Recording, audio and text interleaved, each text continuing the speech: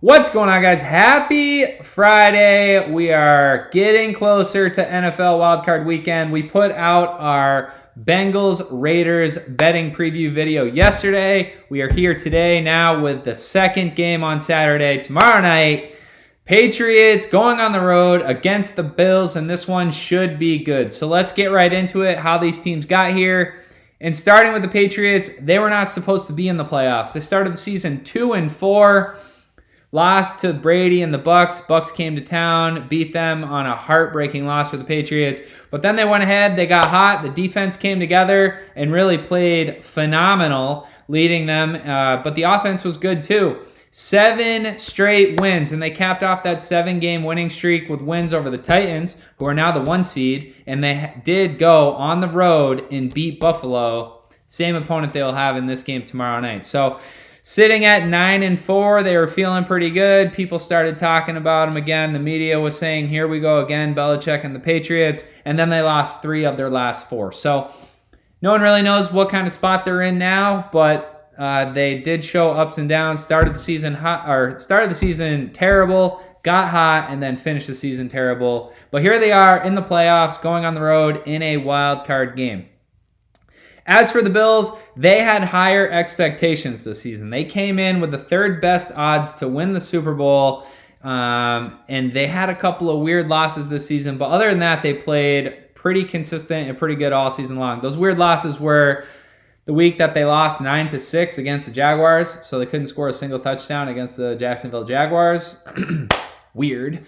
And then they lost 41-15 at home against the Colts, another non-playoff team. But don't mention Colts and Jaguars in the same sentence to me after what happened last weekend. So anyways, here are the Bills at home. They went 6-3 this season. They had the number 1 defense in the league. The offense was great. Josh Allen.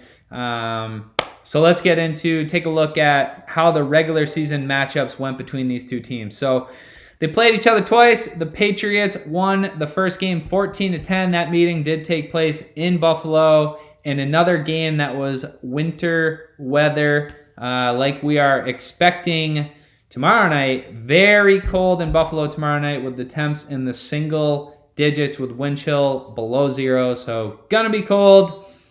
Chance of snow, but it sounds like the snow is becoming less likely as we go on. So Bills then came to Gillette a couple weeks later, and they beat the Patriots 33-21. It was cold in that game with some flurries, but it was nothing like the first game that was called the snow or the snow globe game, something like that. I don't know, whatever the media wanted to portray it. But interesting that the road team won both of the matchups, but they went 1-1.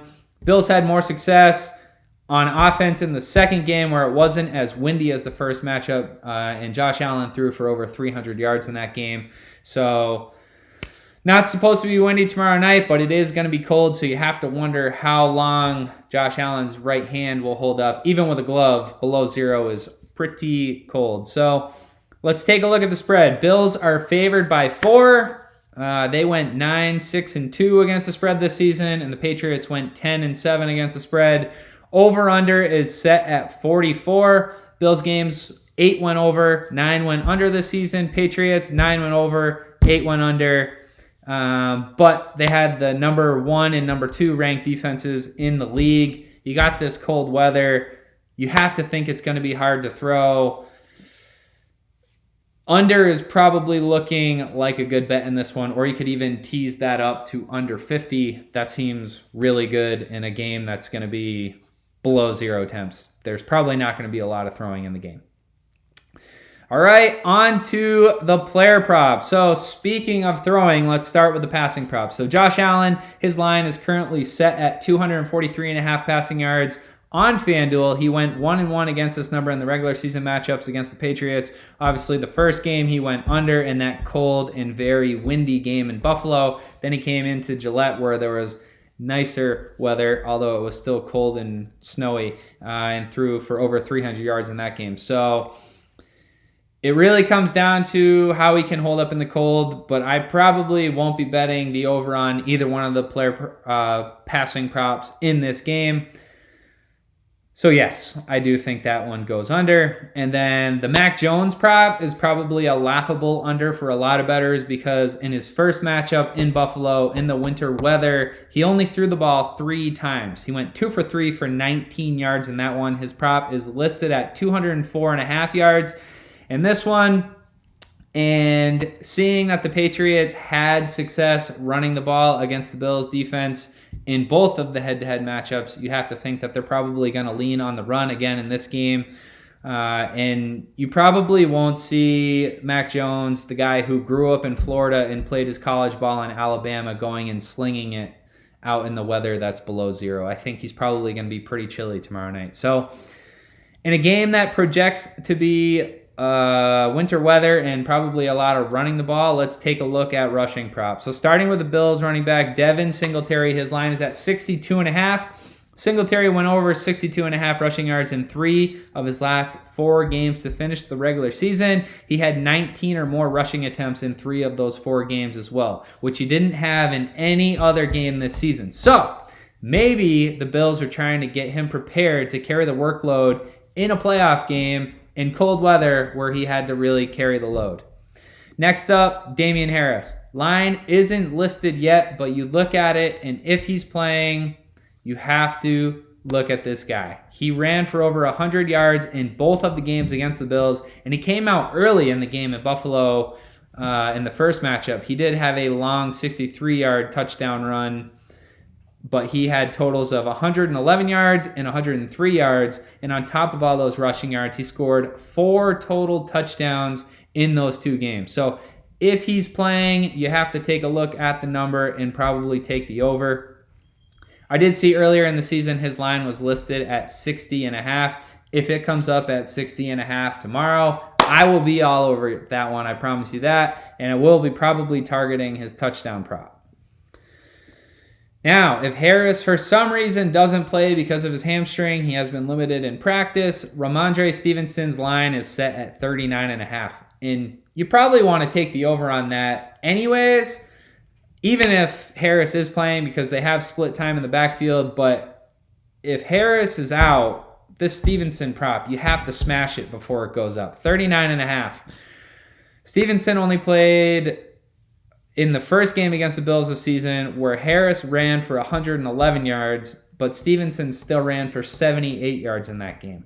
In a game where Harris was out earlier this season against the Browns, Stevenson ran for 100 yards and 2 touchdowns in that game. So 39.5, man, I'm probably going to put a little bit on that today and then see how the situation shakes out tomorrow when actives and inactives are announced. But I do think Harris is going to play, so it will be interesting to see where the line's at.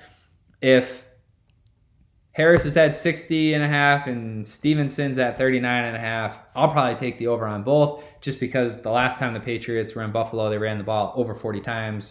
And, you know, that Alabama, Florida boy in 5-degree weather, probably not going to be throwing it a ton. So good value there.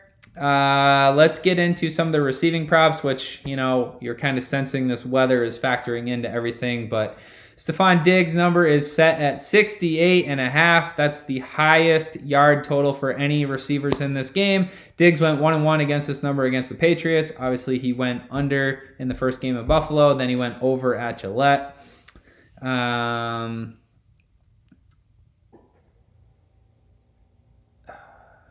Yeah, I just looking through some of the stats I have on this one, I just probably won't be taking the over. I mean, I feel like the Bills will rely on the running game, get in the red zone, and maybe target Diggs. So maybe you look at his touchdown prop, but we'll get into that in a minute.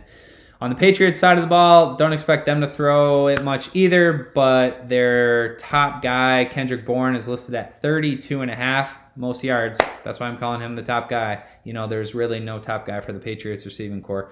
But he did go over with 33 yards in the only game he played against the Bills. So 32.5, he had 33 in his one game against the Bills. The other thing I'll call out about Bourne, which it is going to be cold, but maybe the Patriots try and take a big strike early to get some momentum. Bourne had 8 games with single plays of 20 yards or more. So he does have that potential to strike the big play and maybe even cover this prop on one play if you want to jump into that. On to the anytime touchdown scorers. Like I said, Damian Harris, if he plays, this prop was at plus 115 earlier this week. He has 4 touchdowns in 2 games against the Bills. If he plays, I'm probably putting this in. He ranked second in the league with 15 rushing touchdowns this season. Good value on that one. If Harris is out, Ramondre Stevenson plus 120, just as good odds because he's going to eat up all of the carries that Harris isn't taking if he's out. So he's going to have plenty of opportunities to get in the end zone. And then, like I said, Stephon Diggs, Bills would probably rely on the run, but once they get in the red zone, Allen always is looking to hook up with Diggs. So Diggs is listed at plus 130. I do think there's value on that one. And then one that's higher odds, but I wouldn't consider it a crazy stretch, is Josh Allen to get in running the ball. So he's listed at plus 165. He had 122 rushing attempts this season, and he ran for 6 touchdowns. So plus 165 is intriguing for this game. You think it's going to be cold, not a lot of throwing, scrambling ability. Plus 165. My eyes are opening. But no prediction on the outcome of the game. You'll have to get over to cosports.com and get our best bet on this game. But these are just a breakdown of where we're at. Do expect this game to be good with the spread set at 4. I think it will be tight right until the finish.